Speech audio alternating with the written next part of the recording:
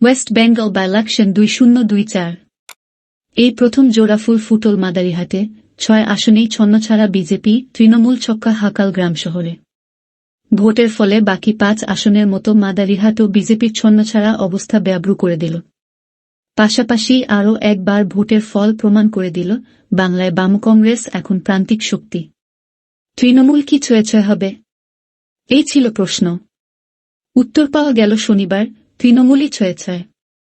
বাংলার 6টি বিধানসভা কেন্দ্রের উপনির্বাচনে শাসকদল তৃণমূল যে একাধিপত্য দেখাতে চলেছে, সেই ইঙ্গিত ছিল। তবে কৌতূহল ছিল, বিজেপির হাতে থাকা মাদারিহাট পদ্মশিবির ধরে রাখতে পারবে কিনা। ফল ঘোষণার পরে দেখা গেল, তৃণমূল শুধু ছক্কাই হাকাল না, ইতিহাস গড়ে প্রথমবারের জন্য আলিপুরদুয়ারের মাদারিহাট বিধানসভা আসনে জোড়াফুল ফুটল। ভোটের ফলাফলে বাকি 5 আসনের মতো মাদারিহাটও বিজেপির ছন্নছাড়া অবস্থা বেআব্রু করে দিল। পাশাপাশি আরও একবার ভোটের ফল প্রমাণ করে দিল, বাংলায় বাম কংগ্রেস এখন প্রান্তিক শক্তি। গ্রাম, শহর, কোনো আসনেই তাদের অস্তিত্ব পাওয়া যায়নি। একমাত্র হাডোয়া আসনে বাম সমর্থিত আইএসএফ প্রার্থী পিয়ারুল ইসলাম দ্বিতীয় স্থানে রয়েছেন। তবে 6টি আসনেই জামানত খুইয়েছেন বাম এবং বাম সমর্থিত প্রার্থীরা। পৃথকভাবে লড়ে 6টি আসনেই জামানত খুইয়েছে কংগ্রেসও। মাদারিকা খেল। রাজ্য বিজেপির প্রাক্তন সভাপতি দিলীপ ঘোষ বলেছেন, ভোটের ফলাফল প্রত্যাশিতই হয়েছে। তবে মাদারিহাটে লড়াই হবে বলে তিনি ভেবেছিলেন। লড়াই হয়নি। বিজেপি কার্যত আত্মসমর্পণই করেছে শাসক শিবিরের কাছে। প্রসঙ্গত, এ যাবৎ কোনো ভোটেই মাদারিহাটে জিততে পারেনি তৃণমূল। চাবাগান ঘেঁষা এই আসনটি 1977 সাল থেকে 2016 পর্যন্ত ছিল বামশরিক আরএসপির দখলে। 2016 এবং 2021 সালের ভোটে এই আসনে জিতেছিলেন বিজেপির মনোজ টিগ্গা। সেই মনোজকে এবার লোকসভায় দাঁড় করিয়েছিল বিজেপি। আলিপুরদুয়ার আসন থেকে তিনি জিতে সাংসদ হয়েছেন। সে কারণেই মাদারিহাটে উপনির্বাচন হয়েছে। যে ভোটে জিতে বিধায়ক হতে চলেছেন তৃণমূলের জয়প্রকাশ টপ্পো। 2021 সালের বিধানসভা ভোটে মাদারিহাটে 2,9,000 ভোটে হেরেছিল তৃণমূল। তবে গত লোকসভায় সেই ব্যবধান অনেকটা কমে যায়। বিজেপি মাদারিহাট থেকে 1,000 ভোটের লিড পায়। অর্থাৎ 3 বছরের মধ্যে ব্যবধান কমে যায় প্রায় 8,000 ভোটের, যাকে ইতিবাচক বলেই মনে করেছিল তৃণমূল। মাদারিহাটের আদিবাসী মহল্লায় খ্রিস্টান ভোটে বিজেপির যে আধিপত্য তৈরি হয়েছিল, তাও এবার ভাঙা যাবে বলে ভোটের আগে থেকেই একান্ত আলোচনায় জানাচ্ছিলেন শাসকদলের নেতারা। উপনির্বাচনে খ্রিস্টান ভোটের ক্ষেত্রে বিজেপির প্রাক্তন সাংসদ জন বার্লা কী ভূমিকা নিচ্ছেন, বিজেপির প্রথম সারির নেতারা একান্ত আলোচনায় সে বিষয়েও সন্দেহ প্রকাশ করছিলেন। বার্লার ভূমিকা নিয়ে নানাবিধ জল্পনা ছিল। উপনির্বাচন পর্বেই তৃণমূল নেতাদের নিজের বাড়িতে ডেকে বৈঠক করেছিলেন বার্লা, যে ঘটনা বিজেপির সন্দেহ কিছুটা বাড়িয়ে দিয়েছিল। ভোটের ফলাফলে দেখা গেল, পদ্মশিবিরের পোক্ত মাটিতে আঘাত হেনেছে তৃণমূল। এমনিতেই দলবদল করে বিজেপির 9 করে 1-0 জন বিধায়ক তৃণমূলে চলে গিয়েছেন। এবার জেতা মাদারিহাটও হারাল পদ্মশিবির। মাদারিহাটের তৃণমূল নেতা তথা রাজ্যসভার তৃণমূল সাংসদ প্রকাশ চিক বড়াইক বলেছেন, মানুষ বিজেপির বিভাজনের রাজনীতিকে পরাস্ত করেছে।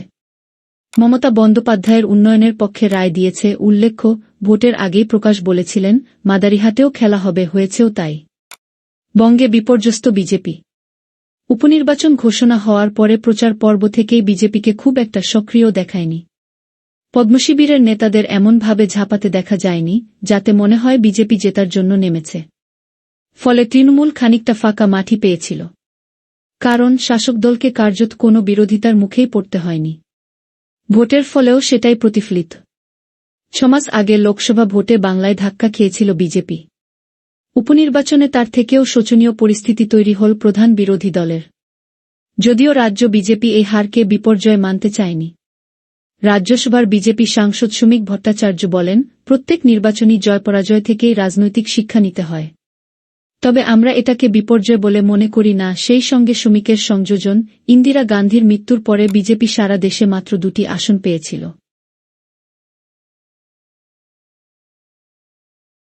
সেই সময়ে অনেকে বলেছিলেন পার্টি উঠে যাবে।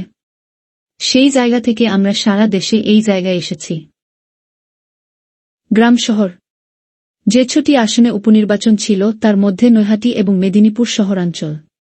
বিধানসভার মধ্যে কিছু পঞ্চায়েত এলাকা থাকলেও সেগুলি শহর ঘেঁষা এলাকা। বাকি 4 কেন্দ্র সিতাই, মাদারিহাট, তালড্যাংরা এবং হাডোয়া পুরোটাই গ্রাম। সে দিক থেকে তৃণমূলের এই জয় গ্রাম শহর 2 অংশের মানুষেরই জনমতকে প্রতিফলিত করল বলে দাবি শাসক শিবিরের। উত্তরবঙ্গ, দক্ষিণবঙ্গ এবং রাজ্যের পশ্চিমাঞ্চলে বিস্তৃত 6টি আসনের ফল সার্বিকভাবে রাজ্যের প্রেক্ষিতেও ইঙ্গিতপূর্ণ বলে মনে করছেন তৃণমূল নেতৃত্ব। অঙ্ক কি সোজা? 2019 সালের লোকসভা ভোট থেকেই বঙ্গ রাজনীতির সমীকরণ বদলে গিয়েছিল। তৃণমূলের প্রধান প্রতিদ্বন্দ্বী হয়ে উঠেছিল বিজেপি। রাজনীতির ময়দানের পার্শ্বরেখায় সরে গিয়েছিল বাম কংগ্রেস।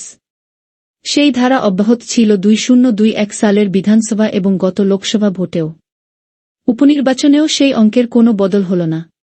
যদিও সিপিএম রাজ্য সম্পাদক মোহাম্মদ সেলিম বলেছেন, আদিবাসীর মধ্যে বিজেপির আধিপত্য যে কমছে তার প্রমাণ যেমন ঝাড়খণ্ডের ফলাফলে প্রতিফলিত, তেমনি মাদারিহাটেও সত্য। বাংলায় দ্বিমেরু রাজনীতি তখনই ভাঙবে যখন বিজেপি দুর্বল হবে। সেটা হয়েছে। এটা জারি রাখতে এবং আমাদের সাংগঠনিক দুর্বলতা কাটাতে প্রয়াস চালিয়ে যাব। সামান্য কিছু ব্যতিক্রম বাদ দিলে উপনির্বাচনে সাধারণত জেতে শাসক দল। কারণ এই নির্বাচনে সরকার বদলের কোনো সুযোগ থাকে না। বিরোধী দলের কর্মী সমর্থকদের মধ্যে সাধারণ নির্বাচনের মতো উত্তেজনাও থাকে না। ফলে বিরোধী শিবিরের ভোটারের তুলনায় কম বুথমুখী হন। তবে এর ব্যতিক্রমও রয়েছে। বাম জমানার শেষ দিকে 3টি বিধানসভার উপনির্বাচনে সিপিএমকে হারিয়ে দিয়েছিল তৃণমূল। আবার তৃণমূল জমানায় সাগরদিঘি উপনির্বাচনে বাম কংগ্রেসের জোটপ্রার্থীর কাছে তৃণমূলের হার রাজ্য রাজনীতিতে আলোড়ন ফেলে দিয়েছিল। তবে এই ব্যতিক্রম ছাড়া রাজ্যে উপনির্বাচনে সাধারণত শাসকেরই জয়জয়কার হয়েছে। অনেকের মতে উপনির্বাচনে তারা জিতবেন ধরে শাসক শিবিরের কর্মী সমর্থকেরাও একটু ঢিলে দিয়ে থাকেন। তাদের সেই আত্মতুষ্টি থেকে বার করে ভোটের কাজে নামানোতেও শাসক শিবিরের সাংগঠনিক শক্তির পরিচয় থাকে। তৃণমূল 6টি আসনের উপনির্বাচনে সেটা করতে পেরেছে বলেই শাসক শিবিরের দাবি। আরজিকর পর্বের পরে শাসকের বিরুদ্ধে নাগরিক স্বর গর্জে ওঠার প্রেক্ষিতে অনেকেরই কৌতূহল ছিল উপনির্বাচনের ফলাফল নিয়ে। ফলিত স্তরে দেখা গেল, তৃণমূল শুধু ভোটে জিতল তাই নয়, জিতল বিরোধীদের দুর্মুষ করে।